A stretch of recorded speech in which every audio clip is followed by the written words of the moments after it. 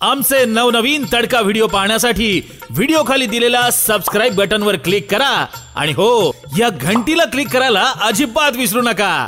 तुम्हाला एका मुलीचं चरित्र सांगतो। प्रवास करत असताना झाशी रेल्वे स्टेशनच्या दरम्यान त्या मुलीशी झटापट झाली। गिर्यारोहणाचं वेड असलेली ती एक धावपटूच होती। त्या झटापटीमध्ये प्रतिकार करताना चालू ट्रेन मधून ती ढकलली गेली आणि चालू ट्रेन मधून ती खाली कोसळली। खाली कोसळली म्हणजे इकडे तिकडे नाही, ती मुलगी समोरच्या ट्रॅकवर पडली आणि ती जेव्हा समोरच्या ट्रॅकवर पडली तेव्हा त्या ट्रॅकवरून समोरून एक ट्रेन आली आणि तिच्या मांडीवरून ती ट्रेन निघून गेली। तिच्या समोर तिच्या दोन्ही पायांचे तुकडे पडलेले होते। उंदीर तिच्यावर आक्रमण करत होते, घुशी त्याच्या लचके तोडत होते, कुत्री त्याच्यावर धावत होते। अशा 35-40 ट्रेन निघून गेल्या, ती तिथंच कोसळलेली होती। उशिरा लोकांच्या लक्षात आलं, त्या तरुणीला उचलून नेऊन दिल्लीला दवाखान्यात दाखल केलं। तिच्यावर उपचार सुरू झाले। त्या काळात गिर्यारोहणातली तिची गुरु तिला भेटायला आली आणि तिने सांगितलं, फार दुरवस्था झाली म्हणे तुझी। म्हणे हो, माझे दोन्ही पाय मांड्यांमधून कापावे लागलेत। ते म्हणाले, अगं पण तू तर मला शब्द दिलाय की मी एकदा तरी माउंट एव्हरेस्ट सर करीन। ती म्हणाले, आता काय माउंट एव्हरेस्ट सर करणार, धडधाकट माणसाला सुद्धा ते दिवा स्वप्न ठरतं, माझे तर दोन्ही पाय तुटले गेलेत। तिच्या त्या गिर्यारोहणातल्या गुरुनी तिला सांगितलं की तुझ्या हातून ही गोष्ट घडणारच आहे। तू जगातल्या पृथ्वीच्या सगळ्यात उंच भूभागाला तुझा पाय लावणार आहेस, कारण तुझ्याकडून ती गोष्ट जर कधीच घडणारी नसती तर जी ट्रेन तुझ्या मांडीवरून गेली ना, ती ट्रेन तुझ्या डोक्यावरून पण गेली असती। ज्या अर्थी ट्रेन अंगावरून जाऊन तू पुन्हा जिवंत आहेस, त्या अर्थी ईश्वराला तुझ्याकडून ते काम करून घ्यायचं आहे जे काम तू ठरवलेलं आहे। तिची गुरु बोलत गेली, तिचे बाहू प्रस्फुरित होत गेले, तिचा विचार बळकट होत गेला। तुम्हाला आश्चर्य वाटेल, दोन्ही पाय मांड्यामधून तुटलेल्या त्या मुलीने खोटे पाय लावून घेतले, जे पुरफुट असतात तसे, आणि ती तरुणी तिच्या आयुष्यात एक दिवस खोट्या पायानी खरा हिमालय चढली। विठ्ठला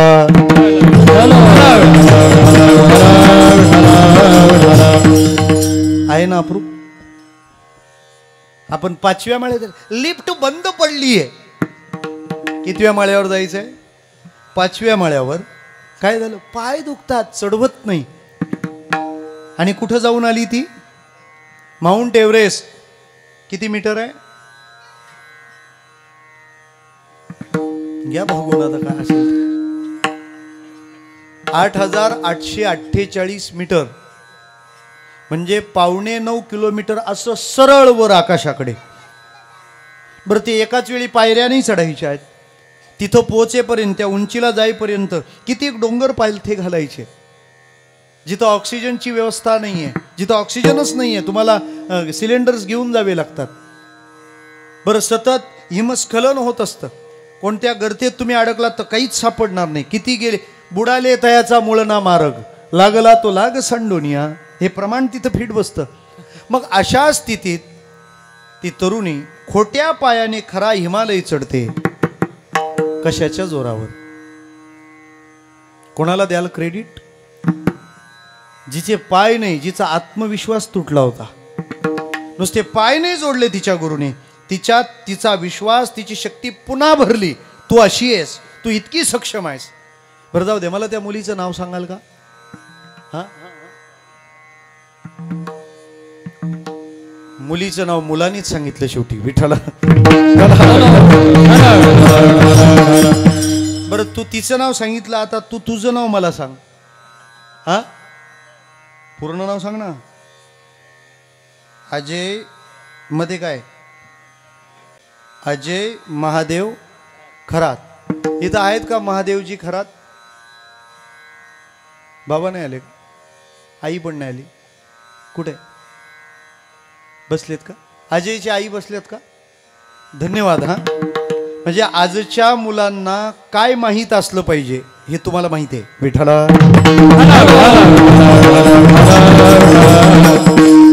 आता ज्यांना हे नाव माहित नाही त्या मुलींना उद्या ड्युटी, इंटरनेट ऑन करायचं किंवा ते ऑनच असतं, त्याच्यावर अरुणिमा सिन्हा हे नाव टाईप करा आणि सर्च मारा, मग कळेल.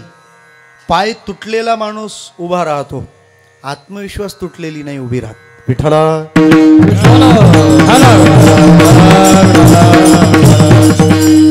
मला काय म्हणायचंय, तिला ते बळ दिलं कुणी?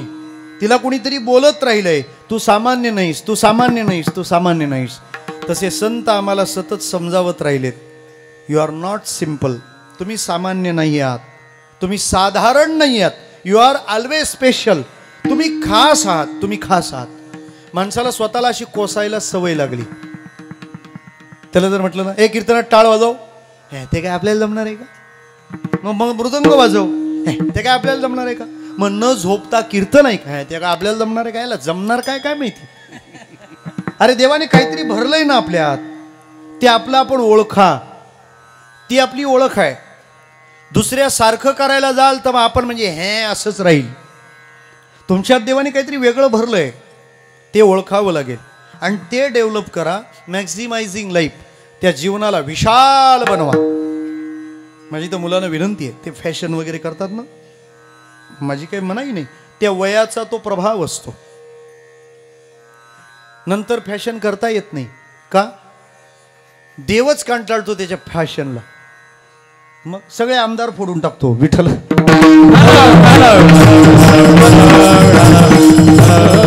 मग विधानसभा अख्खी मोकळी होते. जाऊ दे आता, फॅशन त्या त्या वयाचा परिणाम आहे. पण फॅशन बद्दल माझं मत असं आहे, कुणीतरी केलेली फॅशन तुम्ही नका करू.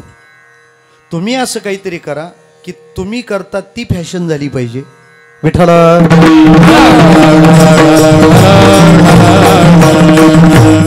माझ्यातली ती बाब मी ओळखली पाहिजे. आणि संत आम्हाला नेहमी ते समजावत आलेत, तुमच्यात तुम्ही सामान्य नाही आहात. म्हणून तर मानवी देहाचं वर्णन जे जागोजागी आलंय, इहलोकीचा हा देहे देव इच्छिता ती पाहे. जे शरीर आपल्याला मिळालंय ना, गायंती देवा किल गीत कानी, धन्यास्तु ते भारत भूमी भागी. स्वर्गापवर्गास्पद हेतु भूयर भूयंती देवा पुरुषासुरत्वात्. आपल्यात काहीतरी विशेष आहे आणि आम्हाला ते ओळखता आलं पाहिजे. काय होतं, जीवन जगताना आपल्या जगण्याला यांत्रिकता आली आहे, ॲज अ मशीन. माझं म्हणणं आहे, मशीन सोबत जगा पण मशीन सारखं जगू नका. दूधवाले झाले तरी चालाल, पण मशीन नको. करायचंय म्हणून तेच करत नका राहू. माणसं स्वतःकडे पाहतच नाही. याची मस्त मजा आहे, त्याची मस्त मजा आहे. त्यामुळे संसारी माणसं एकमेकाला भेटली ना, त्यांचे परमनंट डायलॉग्स आहेत. कोणते? तुमचं बरं आहे. लाळ घुटून जीव चाललाय संसारी माणसाचा. हो, तुमचा पोरगा फार चांगला, आमचं फार वायाच गेलंय. आता तिचं पण थोडं वायाच गेलेलं राहतं. दुसरा परमनंट वर्ड अख्ख्या घरांमध्ये ऐका येतो, काय? तिची सून फार चांगली. हा जगातला सगळ्यात मोठा भ्रम आहे. कोणता? बोला वाक्य, बोला. तिची सून फार चांगली, आमच्यात नशिबी कसं आलंय हे, हा सगळ्यात मोठा भ्रम आहे. मी तुम्हाला चॅलेंज देऊन सांगतो, जगात सगळ्यात चांगली सून तुमचीच आहे. विठ्ठला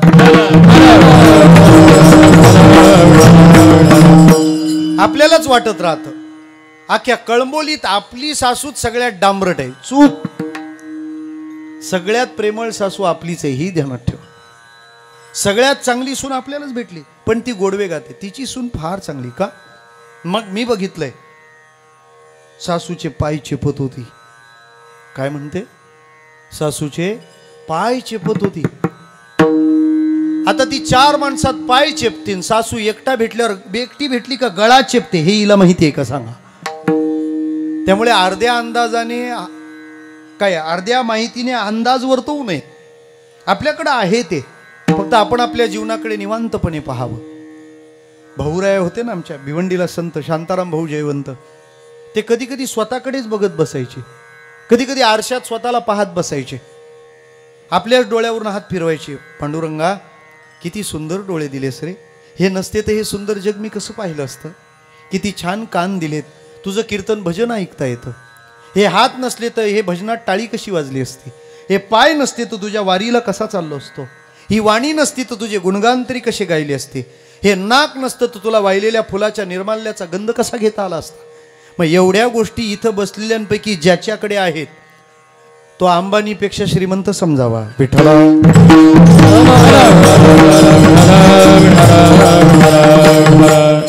आपल्याकडेच आपण पहा, आपल्याकडे पहा, आपली झोळी खूप भरली आहे. सांगतो तुम्हाला काय झालं.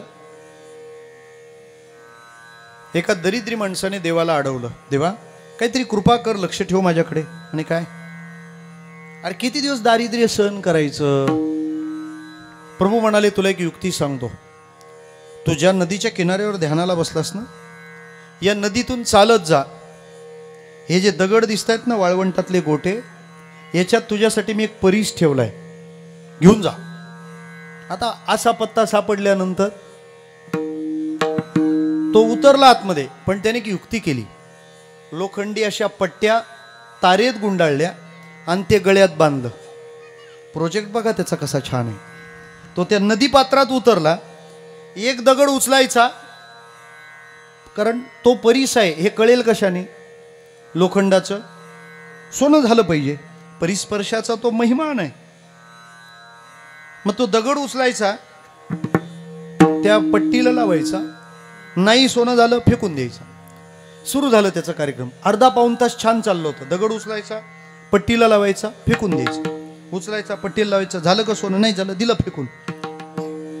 15-20 मिनिटानंतर असं झालं, त्या करण्याकडचं त्याचं नियंत्रण सुटत चाललं. आता तो दगड उचलून पट्टीला लावायचा, पण बघायचाच नाही काय झालंय. 12 वाजता एका झाडाखाली थोडा आराम करू म्हणून त्या नदी किनारी बसला आणि त्या गडबडीत त्याचं लक्ष आपल्या गळ्याकडे गेलं. पट्ट्या सोन्याच्या झाल्या होत्या. त्याला आनंद झाला असेल का दुःख झालं असेल. याच्यात काय दुःख होणार. लोखंडाचं सोनं झालं म्हणजे काय व्हायला पाहिजे, काय व्हायला पाहिजे, आनंद व्हायला पाहिजे. तुझं म्हणणं आनंद व्हायला पाहिजे. पण तो रडत होता का. हा,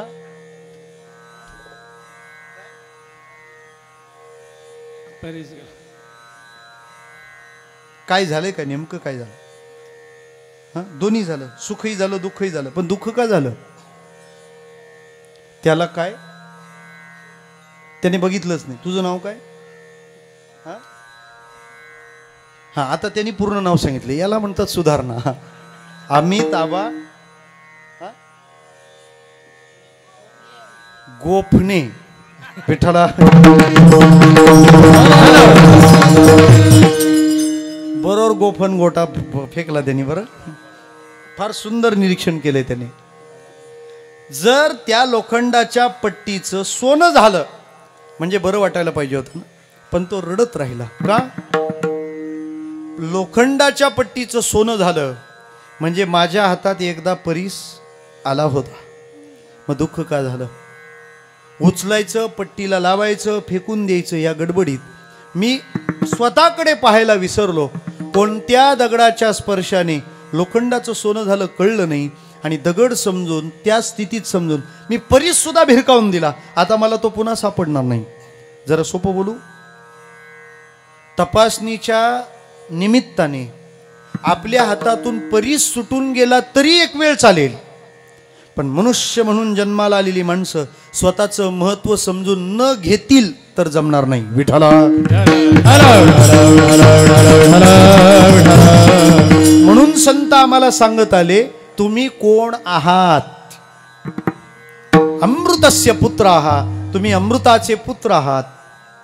लोक विचारतात, माऊली आम्ही कोण आहोत हे आम्हाला कळलं, पण अशा असलेल्या आम्ही काय केलं पाहिजे हे आम्हाला कळलं तर फार बरं होईल. ज्ञानोबाराय म्हणतात, तुम्ही काय केलं पाहिजे, इतक्या अनमोल नरद्याचं ध्येय काय असलं पाहिजे ते मी सांगेन ना तुम्हाला. संसार बंध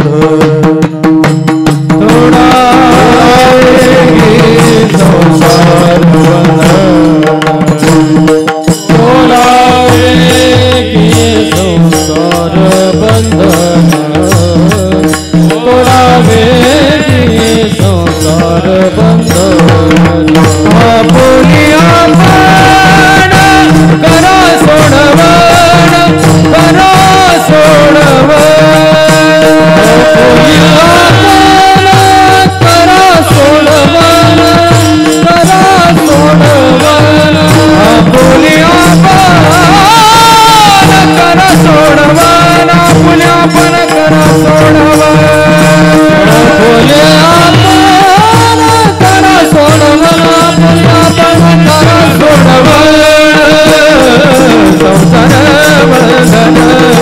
तोडावे संसार बंधन तोडावे संसार बंधन तोडावे संसार बंधन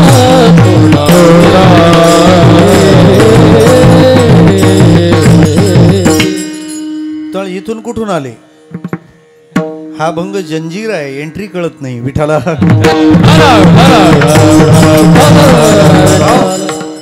असे आम्ही आहोत तर आम्ही केलं काय पाहिजे? आमचं अचिव्हमेंट आमची काय असावी? टार्गेट काय? मोटो काय? एम काय?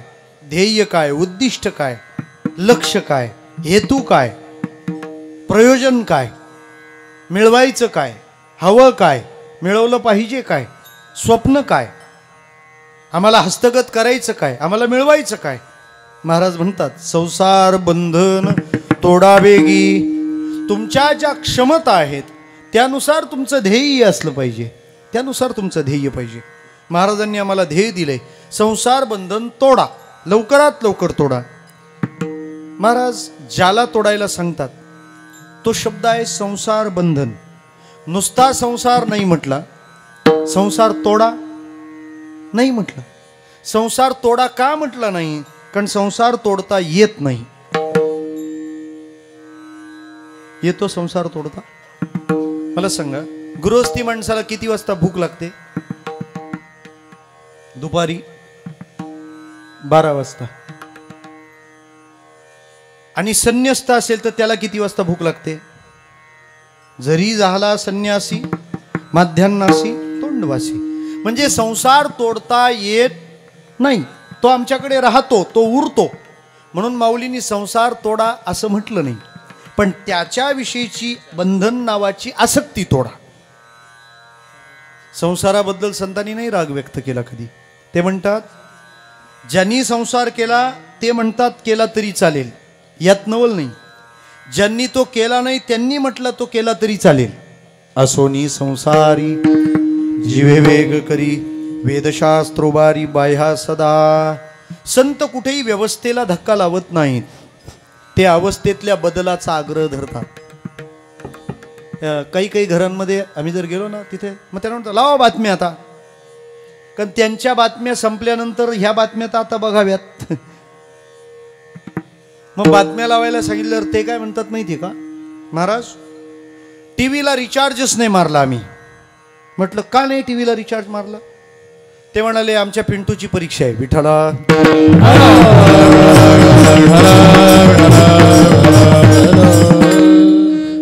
आहेत ना असे बरेच पिंटूंच्या घरी हा प्रोग्राम असतो.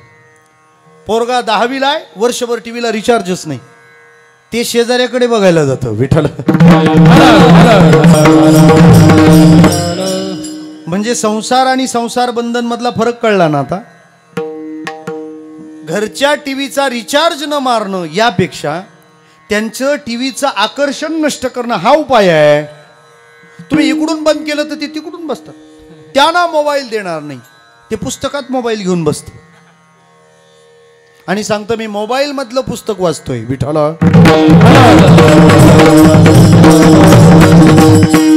त्यामुळे संसार तोडून करणार काय? त्याची आसक्ती जो उपाय जिथं व्हायला पाहिजे तो तिथेच व्हायला पाहिजे, तो तिथेच व्हायला पाहिजे.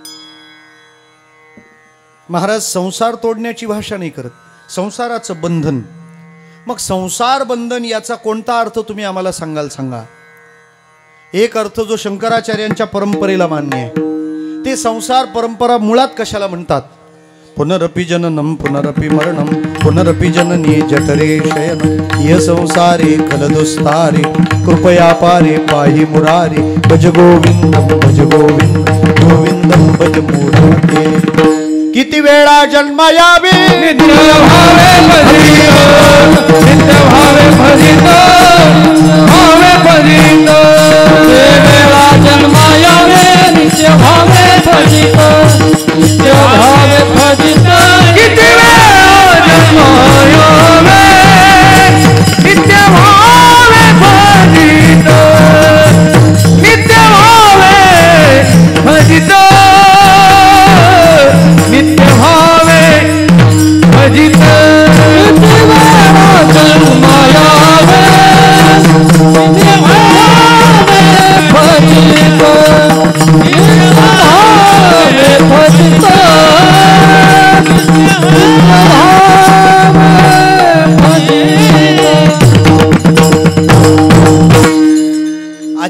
जशा संसार शब्दाचा संसार मांडला मी, किती वेळा जन्मा यावे, जन्मावं पुन्हा मरावं, मरावं पुन्हा जन्माला यावं, हा संसार आहे आणि तो आपल्या मागे लागलाय, त्याचं बंधन तोडा.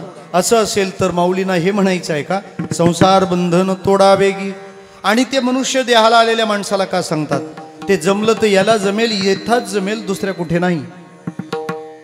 तैसे येणेची शरीरे, शरीरा येणे सरे, किंबहुना येर झारे चिरा पडे. मग जन्माला येणं आणि मरण याची कारणं संपून टाकावी. जन्ममरण हा जर संसार आहे तर पाप कर्म आणि वासना ही त्याची बंधनं आहेत. विठाला